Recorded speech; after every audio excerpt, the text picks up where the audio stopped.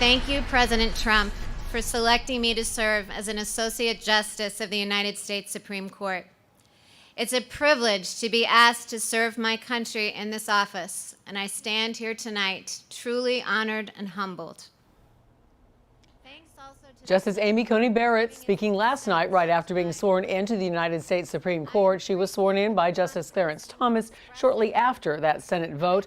Coney Barrett was sworn in by Chief Justice John Roberts during a private ceremony that happened earlier today.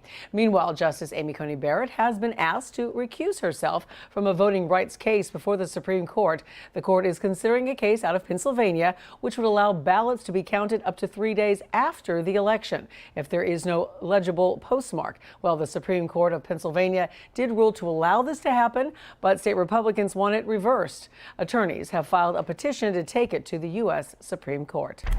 A federal judge rejected the Justice Department's attempt to intervene in a defamation lawsuit against President Trump and become the defendant. E. Jean Carroll claims Mr. Trump raped her in the 1990s in a department store dressing room. After Carroll made the allegation, President Trump said, quote, "Number one, she's not my type. Number two, it never happened." She sued the president last year, accusing him of defaming her with his denials. And you can count on Local 10 for complete coverage out of Washington. We are the only South Florida station with a full-time bureau in our nation's capital. Look for live reports from our D.C. Bureau Chief Ross Palumbo later this afternoon.